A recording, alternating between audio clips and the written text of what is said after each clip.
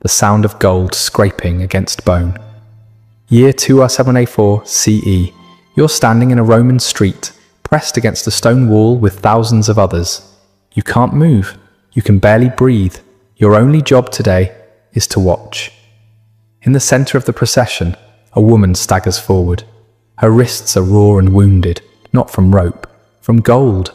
40 pounds of solid gold chains wrapped around her arms, her neck, her ankles, so heavy that 2 Roman guards walk beside her, holding the chains up so she doesn't collapse face first into the cobblestones. That gold was hers 3 months ago. It paid her armies, built her temples, made her the most powerful woman between Egypt and Turkey. Now it's crushing her. Zenobia of Palmyra, the Queen of the East, the woman who humiliated 3 Roman emperors and ruled an empire of 70,000 soldiers. Now shuffling through Rome like a captive on display. The crowd screams. Rotten fruit explodes against her chest. Someone's spit lands on her face, and she can't wipe it because her hands are pinned down by her own stolen wealth. A child points and laughs. His mother lifts him higher so he can see better. But here's what you can't see from the street. Inside Zenobia's mind, a single thought repeats with every step. A prayer she's been whispering since dawn. Not the prayer you'd expect, not save me, not give me strength, just 3 words. Let it be the villa. Because she knows the 2 doors waiting at the end of this road. One leads to a comfortable prison where she'll live out her days as a Roman trophy. The other leads to a dark hole carved into the Capitoline Hill where Rome ends its enemies in the dark and makes sure nothing remains. 4 kilometers of not knowing which door has her name on it. 4 kilometers of smiling Romans deciding whether she lives or dies. 4 kilometers of praying to gods who have never answered. This is what Rome did to captured queens. Not just Zenobia, not just once. This was a system, perfected over 700 years, designed to break the most powerful women in the ancient world. And Zenobia, she was one of the lucky ones. The others suffered fates that made execution look like mercy. If this story grips you, drop a like. It takes a second and helps us pull more voices out of the silence. But before you understand what happened to the queens who weren't lucky, you need to understand what a Roman triumph actually was. Forget everything you've seen in movies. The real thing was worse. When a Roman general won a major war, the Senate could grant him a triumph, the highest honor in Roman society. A massive parade through the heart of the city, celebrating his victory. But this wasn't just a parade. It was psychological warfare disguised as a party. The procession started at the Field of Mars, outside the city walls. It wound through the streets for nearly 4 kilometers, ending at the Temple of Jupiter on the Capitoline Hill. The entire city shut down. Over 1 million people lined the route. Shops closed, courts adjourned. Even slaves got the day off, so they could watch other slaves being paraded in chains. Here's how the procession worked, and I want you to imagine yourself as a captured queen watching this approach. First, you hear the music, trumpets and drums echoing off stone buildings. The sound bounces through the streets for almost an hour before you see anything. Then come the carts, wagon after wagon, loaded with treasure stolen from your kingdom. Gold coins your ancestors minted, silver plates your grandmother ate from, sacred objects from temples your people built over centuries. The crowd cheers at each cart. They're calculating how much their taxes will go down now that Rome has your wealth. Then come the paintings, massive wooden boards carried by slaves, showing images of your cities burning, your soldiers dying, your palace being looted. Roman artists traveled with the legions specifically to paint these scenes. The crowd points at the paintings and laughs. They recognize your city. They cheer when they see it in flames. Then come the animals, exotic creatures from your homeland, lions in cages, elephants in chains, strange birds in golden cages, proof that Rome has conquered not just your people, but your very land. And then silence. The crowd goes quiet. The drumbeat slows, because now come the prisoners. Common soldiers first, hundreds of them chained together, shuffling forward with their heads down. They know they're walking to the slave markets. Their lives as free men are over, but the crowd barely looks at them. They're waiting for you. The captured rulers walk at the front of the prisoner column, still wearing royal garments, still adorned with crowns and jewelry. This is intentional. A beaten peasant means nothing, but a queen, still dressed in silk and gold, still recognizable as the ruler who defied Rome, now shuffling in chains, wounded, exhausted, humiliated. That's the message that echoes across the ancient world. No crown protects you. No army saves you. No throne is beyond our reach. And here's what the movies never show you: the uncertainty. Some captured rulers survived the triumph. They received exile, comfortable imprisonment, even integration into Roman society. Others were executed the moment the parade ended. Removed in an underground prison called the Tullianum while the celebration continued above them, and never seen again, their names erased from history. You never knew which fate awaited you until you reached the end of that 4-kilometer walk. That uncertainty was part of the torture. For captured queens, the calculation was even more complicated. A dead queen became a name erased, a trophy, forgotten in a week.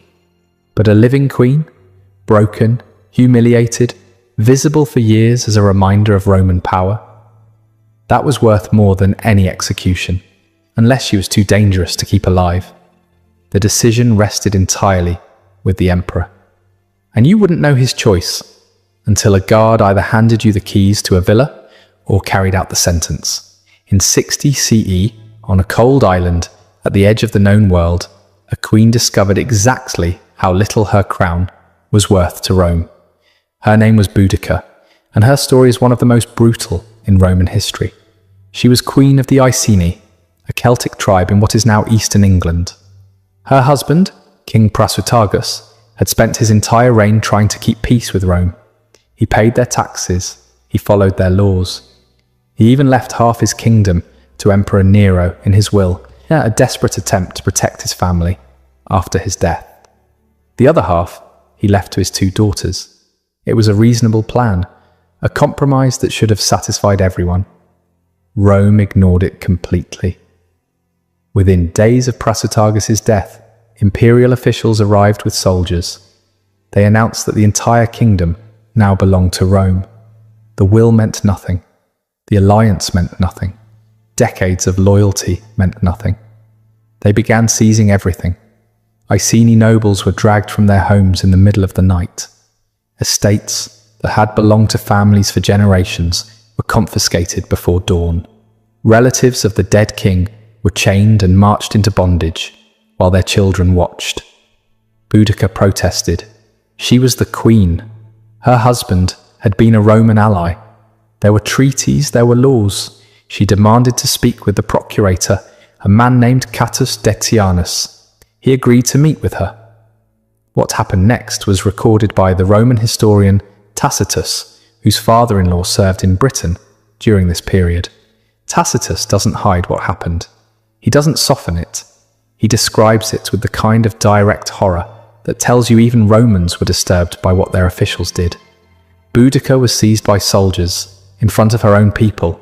They humiliated her in the public square. The queen, who had ruled beside her husband for decades, degraded before her subjects. They tied her to a post, and they flogged her. A Roman flogging wasn't like being hit with a belt. They used a fulcrum, a whip with multiple leather strips embedded with metal balls and fragments of sheep bone. Each strike tore flesh from muscle. Each blow left wounds that would scar for life. Victims often died from flogging alone.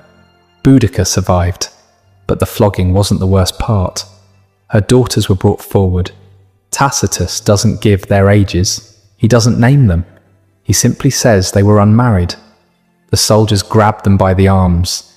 They took them away toward the soldiers' quarters. And Boudica, still tied to the post, still bleeding from the flogging, understood in that moment what was about to happen.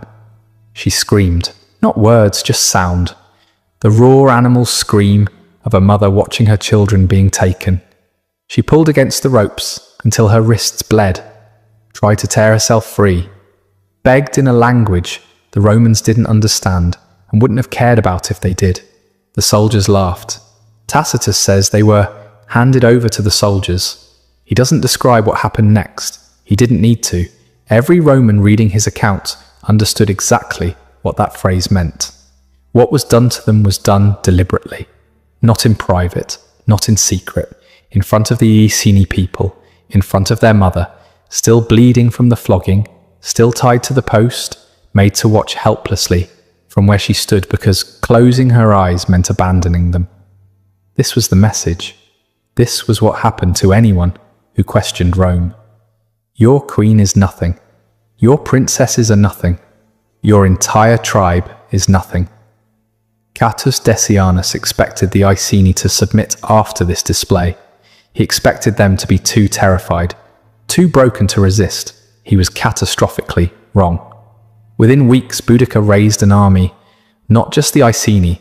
Word of what happened to the royal family spread across Britain like wildfire.